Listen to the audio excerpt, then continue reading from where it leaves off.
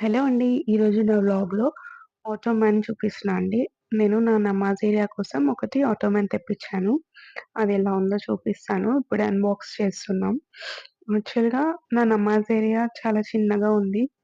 అందుకోసమని మళ్ళీ దాంట్లో జానిమాజ్ అవి పెట్టుకోవడానికి, కూర్చోడానికి ఒకటి ఇట్లా 2, 3 టేబుల్స్ అంటే చాలా ఎక్కువ స్పేస్ కన్జ్యూమ్ అయితుంది. ఉన్నదే కొంచెం స్పేస్ కదా!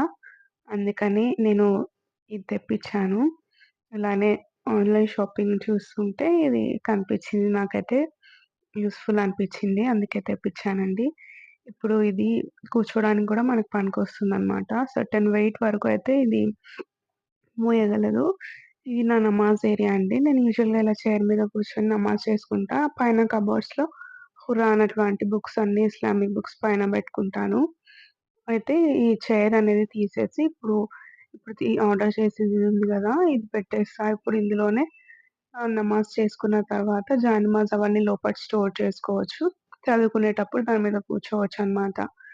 ఇంకా ఎక్కువ స్పేస్ లేదు కదా! ఓన్లీ 3 ఫీట్ వైడ్ అండ్ లెంగ్త్‌లో వచ్చేసి 10 ఫీట్ ఉంటుందంతే ఈ ఏరియా.